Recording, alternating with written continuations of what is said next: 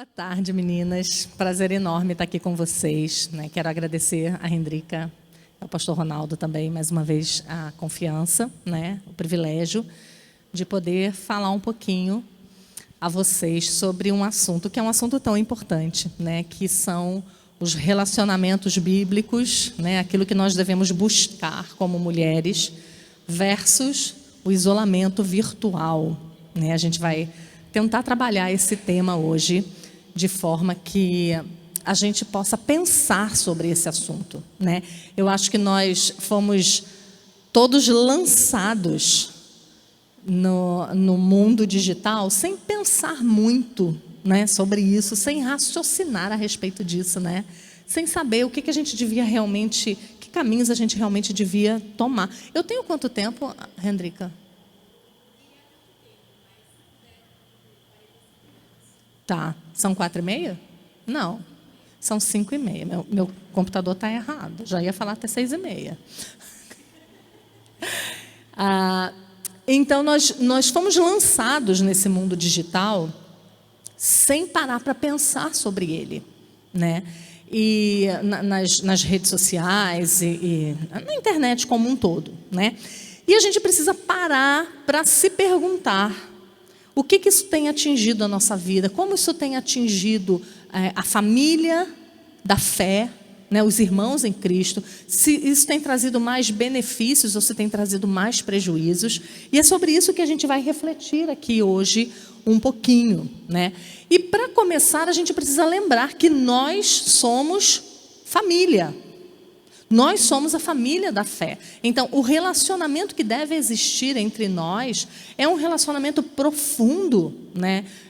Provérbios fala que mais vale o vizinho perto do que o irmão longe, né? Isso se aplica também à igreja, né? Vale mais aqueles irmãos que estão convivendo com você, que estão caminhando na fé com você, do que muitas vezes um parente muito querido, muito amigo, mas que está distante de você e que não pode lhe ajudar naquele momento, né? Então, a comunhão do corpo de Cristo é algo muito precioso, né? É muito precioso. E nós temos, por vários motivos que eu vou expor aqui, nós temos perdido essa bênção por causa de amizades e de divertimentos virtuais, ao invés de amizades e divertimentos reais, relacionais, né?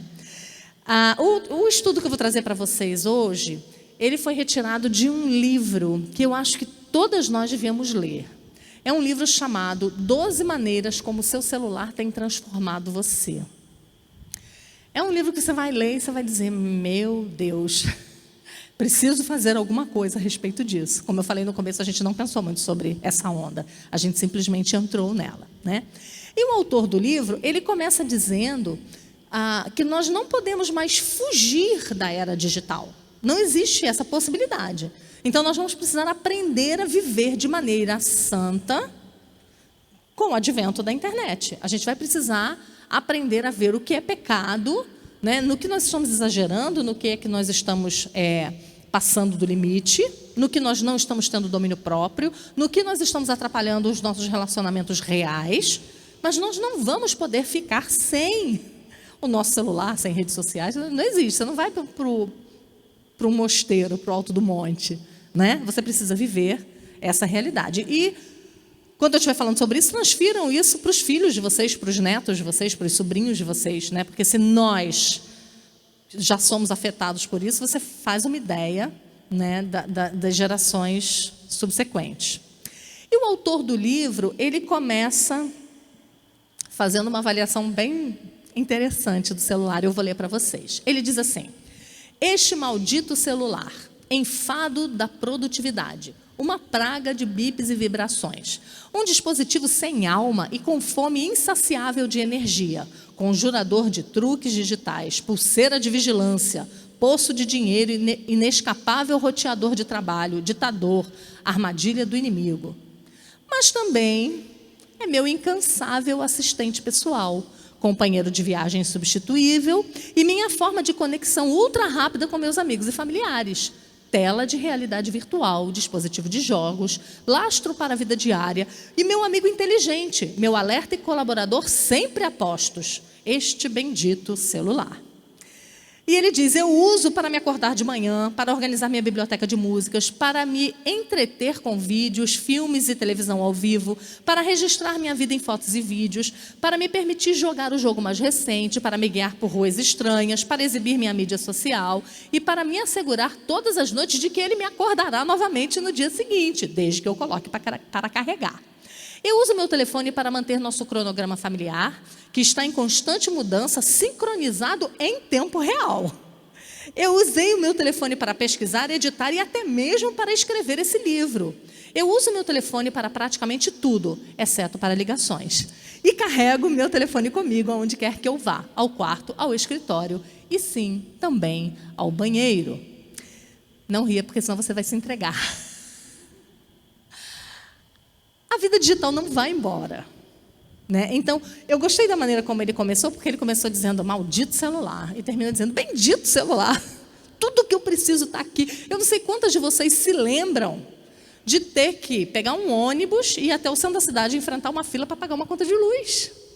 Existia isso, tá? Vocês que são mais novas podem não saber.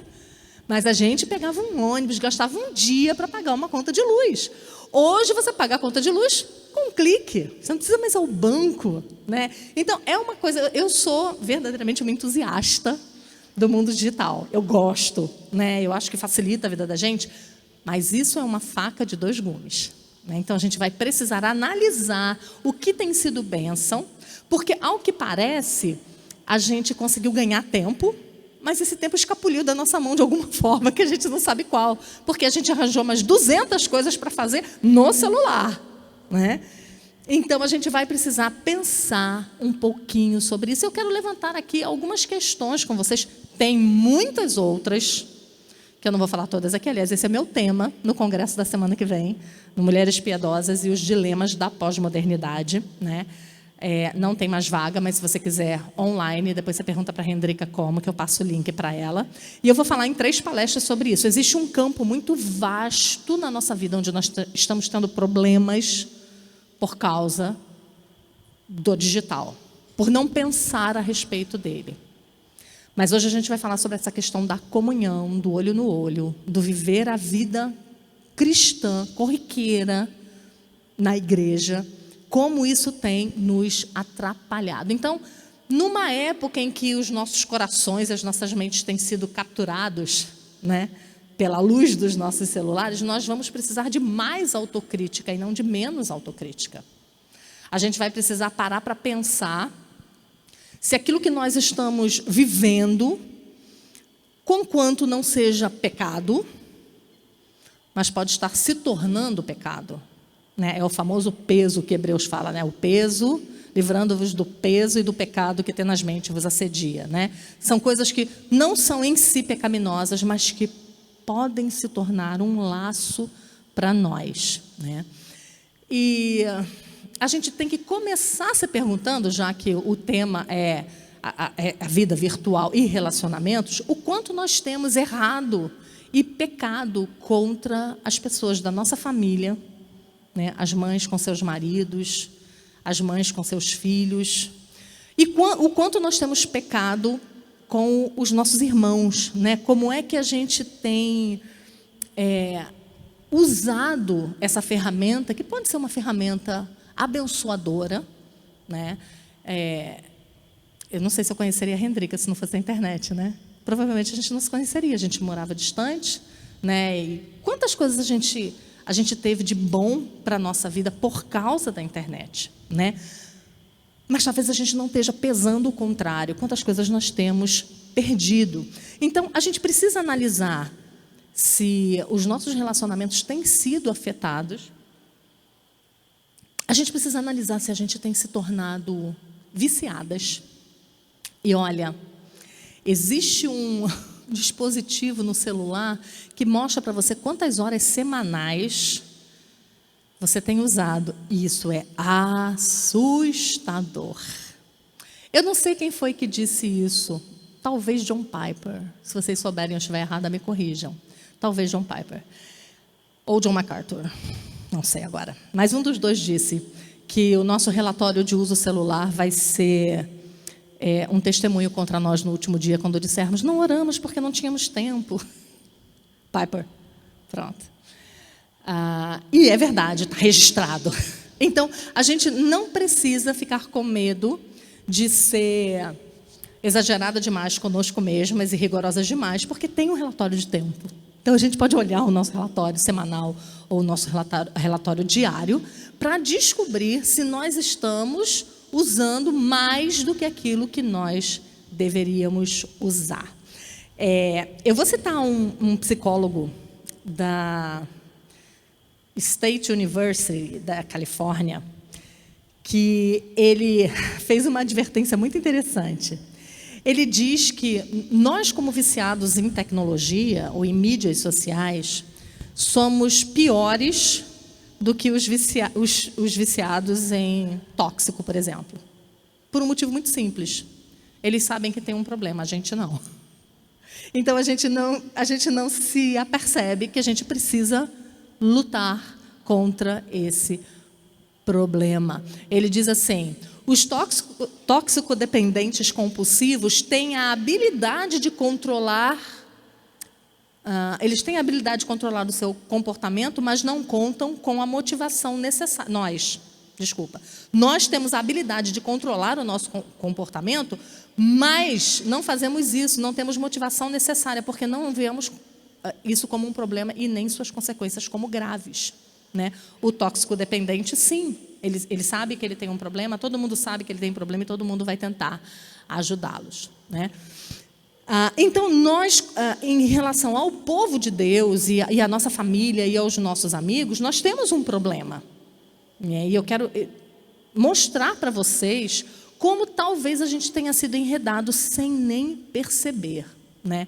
Muitas vezes nós temos usado essas distrações virtuais para manter pessoas afastadas de nós.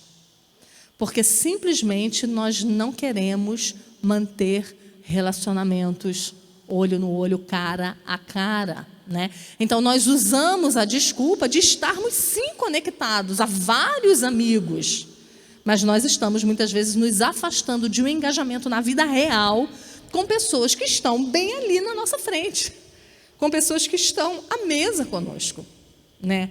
E eu vou falar disso mais no final, mas a mesa é algo sagrado, né? Você estar sentado à mesa com as pessoas. Se lembrem que a primeira coisa que a gente vai fazer quando a gente chegar no céu é comer juntos. Vai ter a grande ceia do Cordeiro, né? De tão importante que comer à mesa é, né? E que tristeza que a gente sente quando a gente vai a restaurantes ou qualquer outro lugar onde as pessoas estão juntas à mesa, mas cada um está num universo paralelo, cada um olhando para a tela do celular, se conectando a outras pessoas e abandonando aquelas que estão ali na sua frente, na sua cara, né? Então, muitas vezes a gente pode estar usando isso como desculpa, né? Eu tô resolvendo um problema. Eu não sei se vocês viram o que o autor do livro fala no começo, né? Mas ele dizendo que o celular ele virou uma praga no sentido de que nós estamos trabalhando o tempo todo. Esses dias eu conversava com um amigo e ele disse, eu fui levar meu filho ao pronto-socorro e nós passamos 4 horas lá no pronto-socorro. Ele pediu licença do trabalho e foi levar o filho no pronto-socorro. E ele disse, eu passei 4 horas lá e em 4 horas eu montei um curso. Se fossem outras épocas, ele teria levado as 4 horas para conversar com a esposa, para brincar com a criança, porque ele estava no hospital. Ele já tinha pedido licença do trabalho, mas ele continuou trabalhando, né? Então, aquilo que a gente pensa que facilitou a nossa vida, muitas vezes, nos escravizou, porque às 11 horas da noite a gente está respondendo e-mail ainda, né, de coisas que ficaram pendentes para o dia seguinte, né? E isso também com relação às pessoas, ao nosso próximo, às pessoas que estão perto de nós. Ele diz assim, Deus nos chamou para amar ao próximo. No entanto, muitas vezes usamos os nossos celulares para nos retirar da presença de outras pessoas e também para que todos saibam que preferíamos estar em outro lugar. A gente não diz isso. Mas quando nós estamos na frente de uma pessoa e nós estamos falando com outra ao mesmo tempo, nós estamos deixando claro que nós desprezamos a presença daquela pessoa. Eu não sei se vocês lembram quando o celular era apenas um telefone. Vocês lembram dessa época? Nessa época, quando você estava conversando com alguém e o telefone tocava, a pessoa morria de vergonha e dizia: ai, me perdoa, por favor, essa chamada eu preciso atender, ela é importante.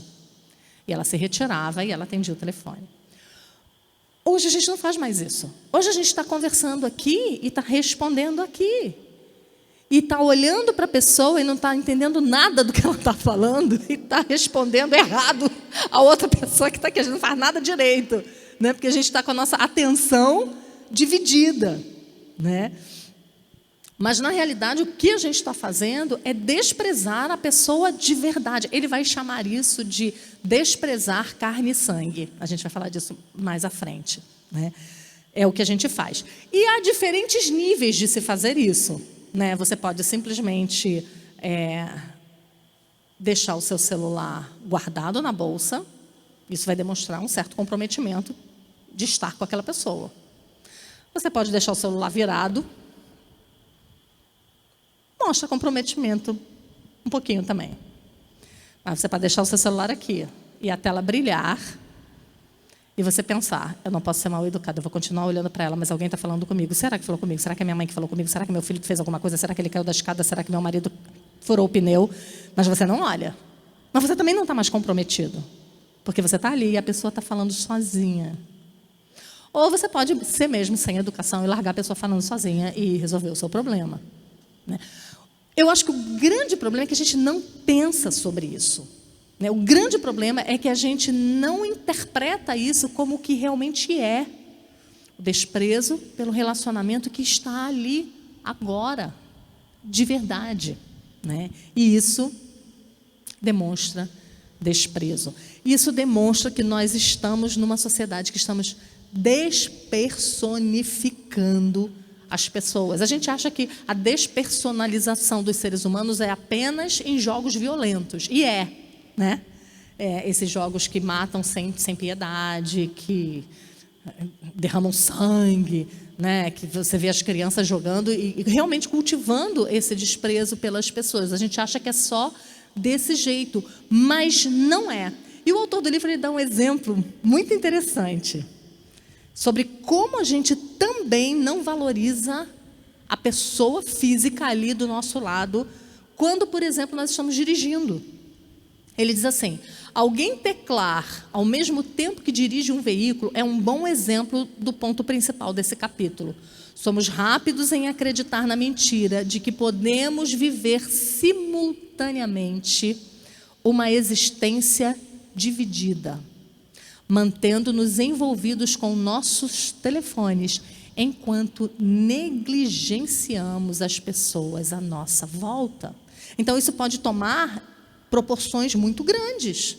Você pode só desprezar aquela conversa pessoal que você está tendo, ou você pode colocar a vida da pessoa em risco. Isso é o desprezo elevado à última potência. Isso é você acreditar que você pode viver simultaneamente uma vida real e uma vida virtual. Mas nós não podemos. Nós não podemos. Ele cita um estudo que fala que quando você está dirigindo, agora eu não vou lembrar que eu não anotei, mas eu acho que é 70 ou a 90 por hora, e baixa o olho durante 4 segundos, você terá atravessado o equivalente a um campo de futebol inteiro sem olhar para frente. 4 segundos. O que você escreve em 4 segundos? Tudo bem, estou dirigindo, daqui a pouco eu te retorno. Você já andou um campo de futebol inteiro sem olhar para frente. Isso é desprezo pela vida humana. Por quê? Não se dirige sem olhar para onde se está indo, né? Outra maneira de nós fazermos isso, de nós desprezarmos as pessoas que estão à nossa volta, no carro, por exemplo, é quando seu marido está dirigindo. Esses dias uma amiga falou para mim que ela entrou no carro, o marido foi buscar ela onde ela estava, e ela sentou e falou: ufa, vou aproveitar para responder minhas mensagens. E depois de 10 minutos que ela estava lá, o marido dela olhou para ela e falou: eu sou teu Uber. Quer dizer, eu estou aqui. Por que você não está falando comigo? Por que você está dando atenção a 15 pessoas e me deixando aqui dirigir para você como se eu fosse seu motorista? Né? Eu estou aqui, olha para mim. Né? Então, esse também é um prejuízo para os nossos relacionamentos, ou com os filhos, né? Isso também acontece. Agora, isso se reflete também, essa falta de conexão entre a realidade, né, do que está acontecendo ali no momento e o que nós fazemos de verdade, né? Isso se mostra também na maneira como nós falamos dos outros nas redes sociais. Porque se você vai falar com alguém, você está olhando no olho. Mas quando você está atrás de um computador ou de um celular, parece que você pode fazer tudo. Então, você pode denegrir a imagem da pessoa, você pode atacar a pessoa. Coisas que você não faria se você estivesse ali, olho no olho. Né? O autor do livro chama isso de raiva online. Né? A maneira como nós dividimos a nossa existência, né? Como se aquilo ali não fosse de verdade e não fosse atingir as pessoas. Ele fala assim: a raiva online é uma consequência da divisão em nossas vidas. Nossa atenção dividida, nossas mentes divididas, nossa persona virtual são separadas da nossa condição carne e sangue. Essas divisões conduzem a equívocos e a estopins online que seriam facilmente evitáveis. Nossos dedos digitais não sentem empatia na ausência de rostos vivos diante de nós. É diferente quando a pessoa está olhando para você. Né? É mais fácil, diz o autor, caluniar um avatar online do que um irmão na vida real. E isso é fato. Basta você ver como você vai falar com alguém, às vezes no próprio Instagram ou no privado, quando você conhece a pessoa e você precisa chamar a atenção dela. Você não vai com certo jeito, né? Você não vai com carinho, você não vai lembrando de quem ela é. Quando você não conhece a pessoa, mas conhece apenas online, você vai chegar para ela com todos os seus argumentos, sem nenhum tipo de delicadeza. Né? E é tão engraçado você pensar na coisa online, né? Na coisa virtual e na coisa real. Né? Não sei se vocês já passaram por isso, de conversar algum tempo com uma pessoa pelo Instagram, por exemplo, e tem a fotinho dela. E, de repente, você conhece essa pessoa e você fala: nossa, totalmente diferente do que eu imaginava. Né? Ou ela é mais bonita, ou ela é mais feia, ou ela é maior. Né? As pessoas costumam dizer de mim que, quando me veem pessoalmente, me acham muito grande, que eu não pareço tão grande na internet. Né? Então, você tem impressões sobre aquela pessoa que não são impressões reais. São impressões fictícias, né? Até porque foto de Instagram, a gente está maquiada, a gente está arrumada, né, gente? A gente bota o melhor que tem ali. Né? Mas isso serve para demonstrar como nós podemos estar equivocadas a respeito das nossas irmãs, quando a gente está se relacionando apenas virtualmente. Outro problema que nós temos é que nós acabamos nos tornando mais duros uns com os outros, né? Pela internet. A gente não teme espalhar e compartilhar pecados alheios. A gente não teme em falar mal do pastor fulano. Uma coisa que eu acho deplorável no nosso meio é quando você abre o Instagram e tem, por exemplo, a notícia de que um pastor lá da Conchinchina adulterou e abandonou a mulher.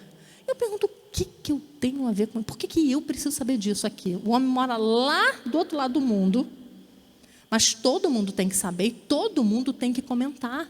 Embora a gente saiba zero a respeito daquela questão, a gente sabe nada a respeito daquilo, de como se procedeu, de como tem sido o processo de tratamento, etc. Né? Mas nós nos tornamos duros, nós nos tornamos mais ranzinzas, nós nos tornamos verdadeiros acusadores daquelas pessoas que a gente não conhece, porque a gente está vendo um lado. A gente está vendo apenas uma parte da história. Né? E aí a gente deixa de levar em conta a natureza da disciplina que deve haver entre nós, descrita lá em Mateus 18. né? Se teu irmão pecar contra ti, vai a ele somente. Se ele não te ouvir, chama outro irmão, né? Mas não, a gente é completamente dura, impassiva com as pessoas que estão do outro lado da tela, né? Outro grande problema que a gente tem nos dias de hoje é que a gente parou de resolver as nossas demandas interpessoais olho no olho. A gente passou a resolver problema pelo WhatsApp. Isso não existe, gente. A gente precisa resolver as nossas demandas. Eu não estou falando de marcar um café ou de marcar uma palestra. Eu estou falando de resolver problema pessoal. Eu conheço casais que resolvem seus problemas por WhatsApp. Conheço mesmo, não é modo de dizer. E uma vez eu perguntei a uma moça, mas por que você faz isso? Ela falou, não, eu falo tudo para ele antes no WhatsApp, para quando ele chegar ele já está com o couro tratado, né? Ele já sabe mais ou menos o que é, e aí ele vem menos bravo, né?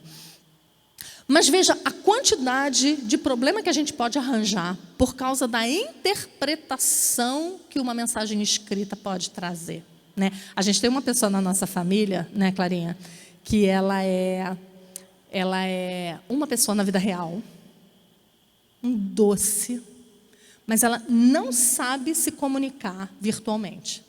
Então, toda vez que ela dá uma resposta no grupo da família, alguém fala, eita, ela ficou brava. E eu digo, não ficou. Pode ter certeza. É que ela não sabe responder. Aí eu brinco com ela, falo, Fia, bota um coraçãozinho, bota um emojizinho. Porque ela é muito concisa, muito direta nas palavras dela. Mas é só o jeito dela. Ela está atolada com um monte de criança, ela está fazendo 1000 coisas ao mesmo tempo. É o jeito dela na internet, no WhatsApp. Então, toda vez que ela responde alguma coisa, fica aquele climão, assim, até todo mundo lembrar que é ela. Ah, é ela. Ah, não, então está tudo bem.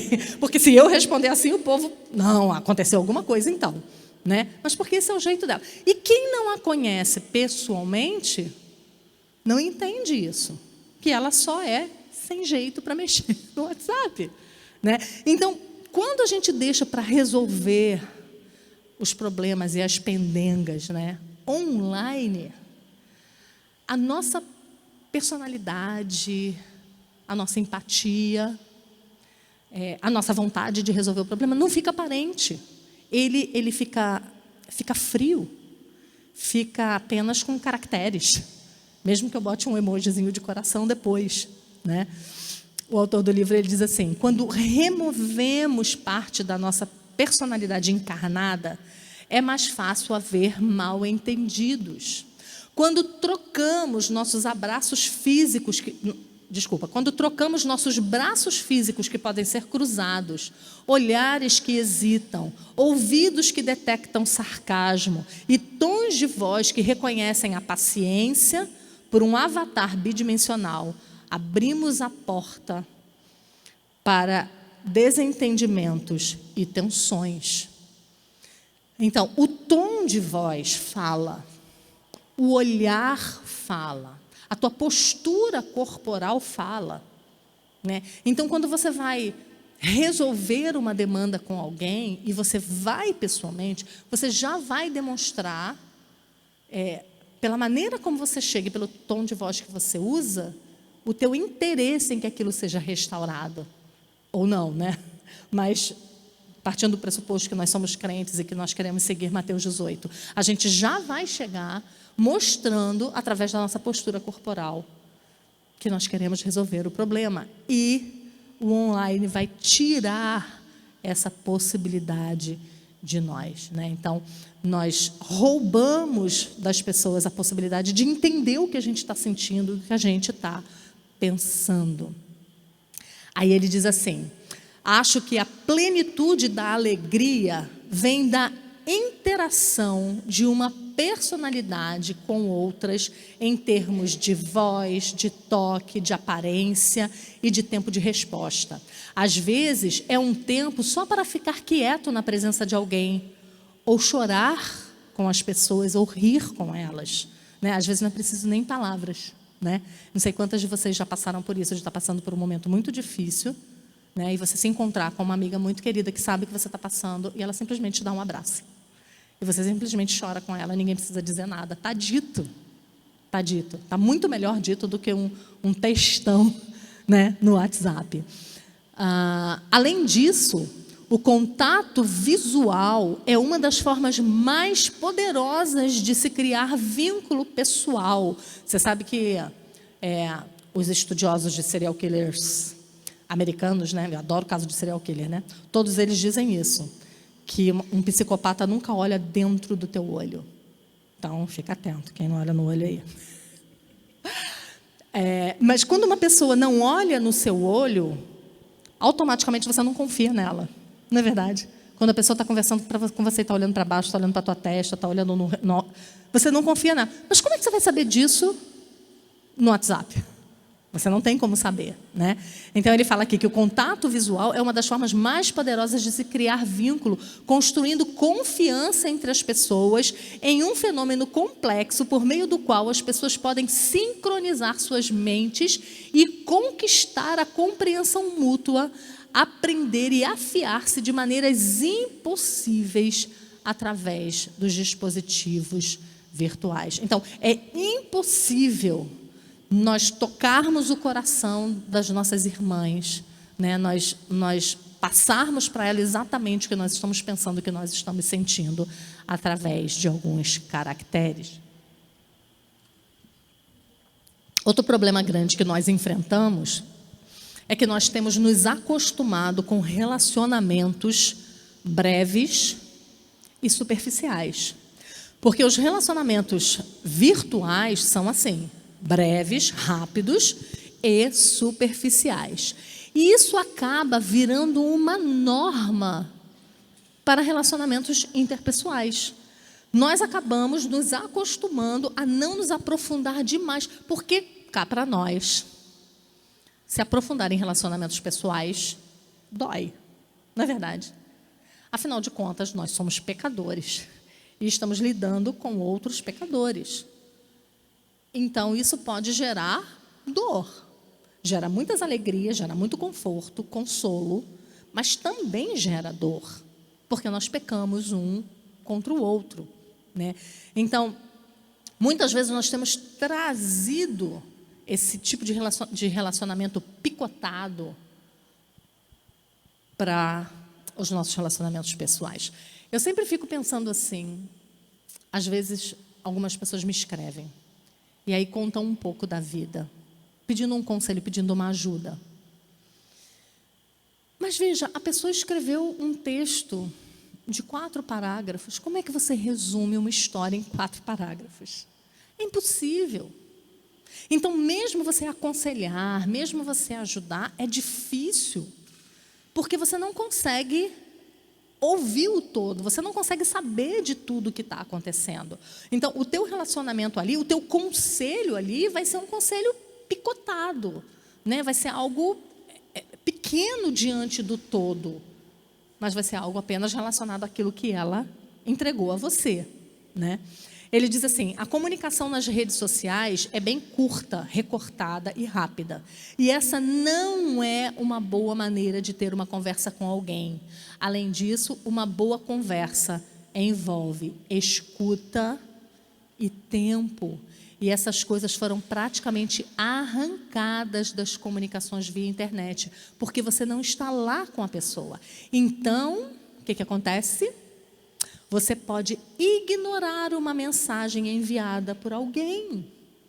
Ou alguém até mesmo poderia enviar-lhe uma mensagem, mas você só a leria 2 horas depois. Mas se você estiver em tempo real, em um lugar real, com corpos reais e uma voz real, trata-se de uma dinâmica muito diferente. Você se envolve, você responde. Você não deve tratar a outra pessoa da mesma forma como você interage no Twitter. No entanto, os nossos hábitos online mudam os nossos hábitos relacionais. Ambos se tornam cortados e superficiais e nos tornamos mais facilmente distraídos e menos pacientes um com o outro. Por quê? Porque se você me fizer uma pergunta no WhatsApp, eu te respondo com 3 linhas. Se a gente está pessoalmente, você vai dá linha na pipa, né? Você quer mais conversa, você quer que eu te explique melhor. E eu não tenho tempo para perder com você, eu não posso gastar tempo. Então, isso é muito ruim, porque a gente acaba trazendo esses hábitos virtuais para os nossos relacionamentos pessoais. E aí tem uma série de mal-entendidos aí, gente, olha, se eu já fiz isso com você, me perdoa, porque eu sou essa pessoa que abre uma mensagem, leio, respondo mentalmente, e o telefone toca, ou eu vou acudir a alguma coisa, nunca mais respondo. Aí uma semana depois a pessoa bota, oi, aí eu devia uma resposta para essa pessoa. Então não é a mesma coisa. O que a pessoa que está do outro lado pode pensar? Foi desprezo. Mas não foi só um esquecimento. Foi só porque é muita coisa ao mesmo tempo que a pessoa está fazendo. Mas se a gente está desenvolvendo um relacionamento olho no olho, né, se nós estamos dando valor aos relacionamentos reais ao invés dos virtuais, e eu fiz isso com você no WhatsApp, você vai ligar para mim. Oi, você não viu minha mensagem? A minha filha que é assim, ela me liga 20 vezes por dia. Mãe, você não olha o celular. Eu tenho que te ligar, você não olha o WhatsApp, eu tenho que te ligar. Né? Mas porque há relacionamento entre nós. Outro grande problema que nós temos é que, ao mesmo tempo que nós estamos hiperconectados, a gente pode perguntar, quantos seguidores você tem? 1.000, 2.000, 2.500? Então, você está hiperconectado. Você está conectado com 2.500, 10.000, 5.000, 15.000 pessoas. Ao mesmo tempo, nós estamos solitários, porque nós estamos desenvolvendo relacionamentos breves com 300 pessoas, ao invés de estar desenvolvendo relacionamentos profundos com 2, com 3, com 10 na nossa igreja local. E a amizade, ela é mais fundamental para o ser humano do que a gente possa imaginar. A amizade, o relacionamento é tão fundamental para o homem que, se uma criança ela é abandonada, ela é alijada do relacionamento humano, ela se torna uma coisa irreparável depois, se você deixa uma criança afastada do convívio social. Né? Então, a amizade ela é mais fundamental para a vida humana do que dinheiro, alimento ou abrigo. Porque Deus fez assim. Deus nos fez para que nós nos relacionássemos. E por sermos feitos à imagem de um Deus que é três, de um Deus triuno, nós fomos feitos para nos conectar a outros seres humanos por meio de uma comunhão verdadeira, por meio de uma comunhão intensa. É por isso que a solidão abre em nós feridas muito profundas, porque nós não fomos criadas para viver sozinhas, né? E os celulares e as mídias digitais, elas deveriam resolver o problema da solidão, mas ela acaba atrapalhando. O autor diz assim, o isolamento é tanto a promessa como o preço do avanço tecnológico, porque você vai para a rede social para se isolar das pessoas que estão ali, né? E você acaba ganhando um isolamento que é permanente e que é sentido no dia a dia. Pense, por exemplo, nas músicas. Como é que a gente ouvia música antigamente? Todo mundo junto. Agora, cada um ouve sua própria música dentro de casa. Se você tem 5 pessoas na casa, são 5 gostos diferentes e cada um está com seu próprio fone de ouvido. Aconteceu a mesma coisa com a TV. Vamos ver um filme juntos? Não vamos mais. Porque você vê a sua série, seu marido vê a dele, seus filhos veem a deles. E, assim, a televisão nunca deixou ninguém junto, na verdade, né? Mas agora está mais separado do que antes, né? Porque cada um está no seu próprio canto, fazendo as suas próprias coisas, né? Então, a tecnologia, ela está sempre tentando nos afastar uns dos outros por definição. É isso. Tudo teu está aqui, ó, personalizado para você, só para você, do seu jeito. Vai olhar o teu Spotify. Não tem música que teu marido gosta, tem só as suas músicas. A tua Netflix tem só as tuas séries de dorama. Ah, dorameiras, né? Dorameiras. É tudo personalizado para você, no seu gosto. Tudo é minuciosamente particularizado. Você está vendo que isso não tem nada a ver com para o que Deus nos criou em comunidade, né? Ele diz assim: os nossos celulares são escudos portáteis que erguemos em público para impedir o contato e a interação humana. Quando entramos em um elevador ocupado, agarramos os nossos telefones como se eles fossem uns cobertores de segurança. E é fato, né? Você não anda mais em elevador puxando assunto com ninguém. Quando você entra num elevador, está todo mundo assim. É incrível. Eu viajo muito, eu estou sempre em aeroporto. É absolutamente assustador você estar no aeroporto, porque é um lugar onde as pessoas estão paradas esperando e todas estão olhando para o celular. Todas. As que se conhecem, as que não se conhecem. Todas. Eu fico sempre observando. Depois que eu li esse livro, eu fico observando. E eu fico vendo e falo, gente, eu estou sentada aqui em frente a essa senhora, tem 2h30. Ela não olhou para a minha cara nenhuma vez. Porque ela está se relacionando virtualmente o tempo todo. Outro problema que a gente tem é que a gente está trocando os conselhos das irmãs mais velhas da nossa igreja pelos conselhos das blogueiras. E esse é um problemão. Porque quando você vai para o mundo da blogueiragem, cada assunto que você decidir especular tem 1000 vertentes. 1000. Você quer fazer dieta? Minha filha, você quer fazer dieta? Tem 1000 caminhos. Um sempre contradiz o outro. Né? Você quer ser fitness. Você quer fazer exercício.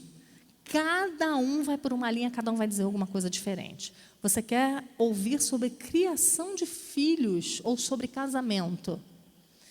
Você tem quantas opiniões você achar que pode existir no mundo, tem ali. E muitas delas são armadilhas para nós. Mas a gente tem preferido ouvir... Eu brinco com as meninas lá da minha igreja, né? Vocês ficam ouvindo blogueira que é mãe de um filho de 3 meses de idade. E está blogueirando sobre maternidade. Vocês são doidas? Vai perguntar para as senhoras da sua igreja. Vai perguntar para as mulheres que já estão à frente de você. Vai perguntar para as suas irmãs em Cristo. E a gente tem ouvido mulheres que não são nem convertidas ao Senhor, que não tem nada a ver com o Evangelho. A gente tem ouvido pessoas que têm doutorado, pós-doutorado, mas são ateus. E eles vão falar sobre o meu casamento. Como é que eles podem falar sobre o meu casamento se eles não creem no Deus que criou o casamento? Então, a gente está ficando muito doida. E além da gente estar indo para a fonte errada, a gente está deixando de criar relacionamentos profundos com as nossas irmãs em Cristo, dentro da igreja local. É uma coisa que eu sempre digo, onde eu vou. Muito legal, você me segue na rede social, você ouve meus vídeos, você me ouve no YouTube, muito legal, mas você não me conhece, você não sabe quem eu sou. Quem sabe quem eu sou são as mulheres da minha igreja.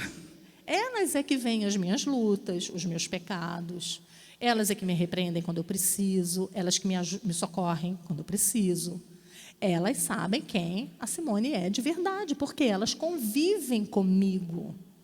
Então, há um risco muito grande de você confiar em pessoas que talvez não sejam dignas da tua confiança, porque você não conhece. Você conhece apenas aquilo que a pessoa escolhe postar.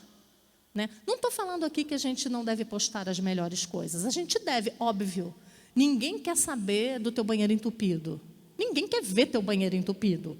Você vai postar o seu banheiro limpo, lavado, com a toalha nova. Óbvio, ok. A questão é que a gente passa a achar que a vida daquelas pessoas é perfeita demais. E a nossa não é. A nossa é um caos. A vida de todo mundo é o mesmo caos na sua casa, é o mesmo caos na casa de todo mundo. Né? Então, muitas vezes a gente está se apartando da realidade Porque a gente está se alimentando demais de vidas que são apenas partes da vida. E eu não estou falando nem de quem faz isso por maldade, porque tem gente que faz isso por maldade, né? Nada daquilo é tudo mentira, mas posta mesmo assim. Eu não estou falando dessas. Eu estou falando das bem-intencionadas. 5 minutos. Mais ou menos. Tá. Eu estou falando das pessoas que são bem-intencionadas. Então, a gente precisa tomar cuidado para que a gente não ache as pessoas que estão longe de nós muito melhores do que aquelas que estão perto e que estão mostrando as suas falhas. Outro problema que a gente tem, muito grande, é que a gente tem perdido tempo demais com coisas que não edificam. A gente tem a mania, eu acho que essa é uma das piores coisas que o celular pode fazer por nós, é nos apresentar conteúdos seletivos, de acordo com aquilo que você quer. A gente estava conversando no carro sobre Harry Potter, né? A gente sentou aqui, eu passei o celular para ela. Na hora apareceu a foto, eu e Davi no dragão de Harry Potter na Universal. Eu falei, tá amarrado. Tá amarrado. É assustador. E o que o celular vai fazer, quando você vai para o modo aleatório de navegação, é te dar aquilo que você quer ver. Então, a pior coisa que a gente pode fazer pela nossa vida espiritual, pela nossa vida relacional com o nosso marido, nossa família, nossa igreja, é rolar sem objetivo. E isso é muito confortável, porque você descansa a cabeça. Mas, muitas vezes, a gente precisa aprender a categorizar as coisas que a gente está vendo. Pensa sobre as coisas que você está assistindo. Pensa sobre quando você bota em reels aleatórios e você sentou ali por 15 minutos, quando você viu, passou 1h30. Né? Muitas vezes essas coisas podem ser pecaminosas, essas coisas podem ser relevantes para a minha fé ou não, pode ser relevantes para a minha profissão, elas podem ser coisas esdrúxulas, elas podem ser coisas perigosas, elas podem ser coisas dúbias. Então a gente precisa pensar sobre isso. Porque muitas vezes a gente está confortável com o uso do nosso celular porque a gente não tem usado o celular para ver pornografia. Ponto. Não vejo nada demais, mas também não vejo nada de bom. Nada que edifique. Né? Então, a autocrítica na era digital é uma disciplina necessária e é um ato de coragem. Nós pensarmos sobre como nós temos gasto o nosso tempo nas redes sociais e fazer o contrário, passar a gastar tempo que você tem. Sabe quando aquela tua irmã da igreja te chamou para tomar um café e você diz, não tenho tempo, vai para o relatório semanal, que você vai ver que você tem tempo de sair com ela, você tem tempo de estar perto dela. E eu quero terminar com alguns conselhos bem práticos que você pode ou não implementar na sua vida. Primeira coisa que a gente pode fazer que nos ajuda é desligar todas as notificações que não são essenciais.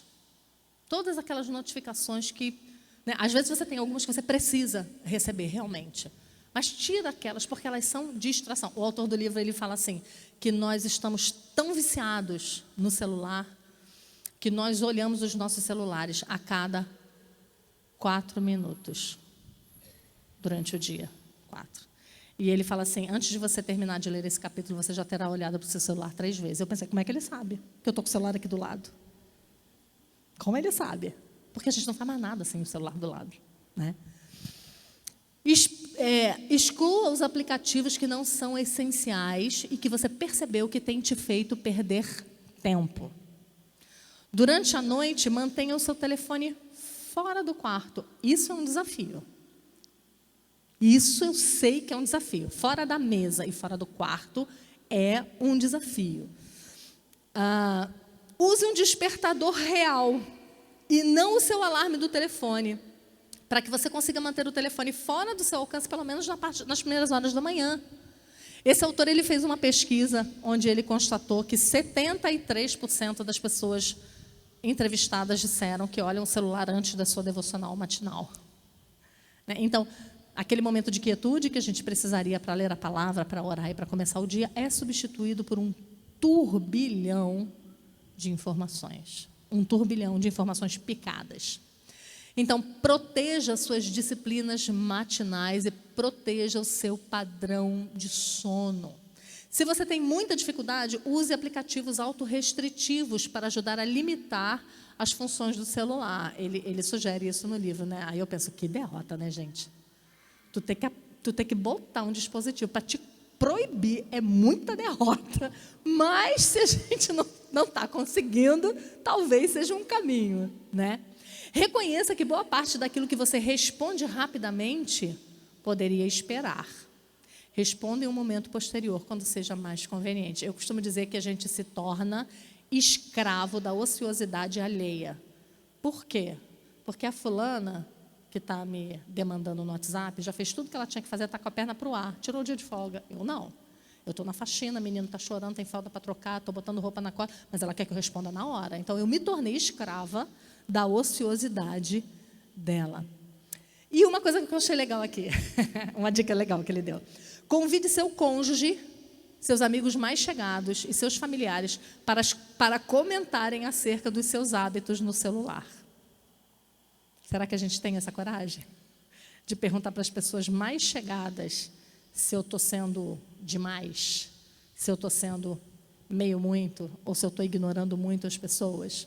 Ao fazer as refeições com seus familiares ou amigos, deixe o seu telefone fora do campo de visão. Quando você for passar tempo com seus familiares ou amigos, ou quando você estiver na igreja, deixe o seu telefone em uma gaveta ou no seu carro, ou simplesmente desligue. Né? Esse é um grande problema para quem gosta de usar a Bíblia no celular. Problemão. No culto piorou. Porque tu está ali, né? Bem-aventurado o homem que... Notificação do cartão de crédito, misericórdia. Vê isso tudo, foi. E o texto terminou e você está na tua cabeça. Como é que eu vou pagar aquele bendito daquele cartão de... Ah, foi a mulher que gastou. Misericórdia, chegar em casa, ela vai ver só. Você acabou, tu está em outro planeta. Né? Então, desliga o celular, gente. Tem papel, tem Bíblia de papel. Traz a Bíblia de papel, deixa o celular em casa, desliga ele. Né? Por quê?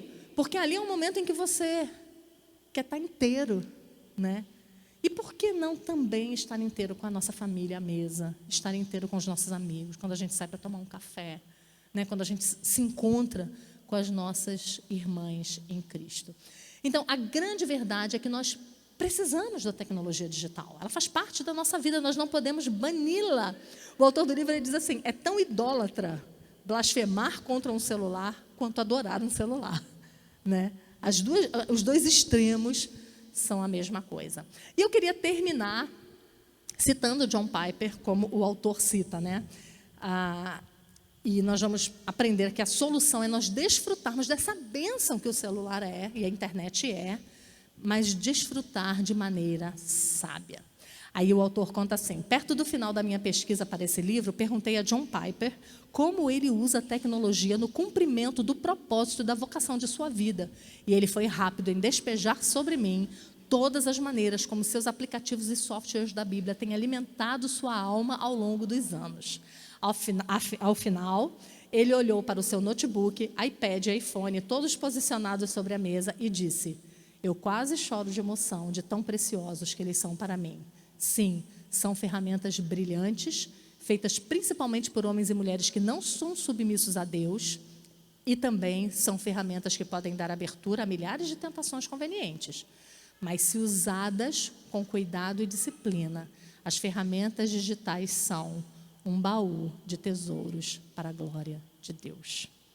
Então, que essa seja a nossa percepção, né? Que nós possamos usar essa bênção que Deus nos deu de nos conectar com pessoas sem estragar a bênção que Ele nos deu de nos conectar pessoalmente, né? De ajudar pessoalmente. Né? Isso implica em muitas outras coisas. Né? Às vezes você pensa assim, a Rendrica teve bebê, vou mandar um iFood para ela. É legal, é ótimo, mandem. Mas se você puder cozinhar para ela e ir lá entregar para ela, né? E olhar no olho dela, né? no olho daquela mãe no puerpério, amamentando, sem dormir, né? Que efeito isso tem? Não, um efeito muito superior. Por quê? Porque é carne e sangue.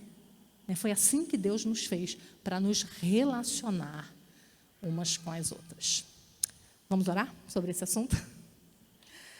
Senhor Deus, nós te louvamos porque na tua benevolência o Senhor nos deu instrumentos para nos comunicar melhor. Obrigada porque nós temos visto um grande avanço no teu reino através de dispositivos de internet. Nós temos visto o quanto grandes homens de Deus e mulheres de Deus têm trabalhado incansavelmente no teu reino, também através desse instrumento, chegando a lugares onde nunca chegariam. Isso é uma bênção para o teu reino. Mas, Senhor, também sabemos que essa bênção pode se tornar um problema para nós e pode fazer com que nós nos afastemos de pessoas com quem nós deveríamos conviver pessoalmente. Nos ajuda, Senhor Deus, a não nos isolarmos no mundo virtual, mas a nos preocuparmos com nossas irmãs, a desejarmos manter o olho no olho, desejarmos manter o abraço, o sorriso, a estar perto, a ajudar pessoalmente cada uma das nossas irmãs. Nos ajuda a viver essa vida em comunidade, ó Deus, na nossa igreja local, de maneira que seja bênção na nossa vida e nós sejamos bênção na vida das nossas irmãs. Em nome de Jesus, nós oramos. Amém.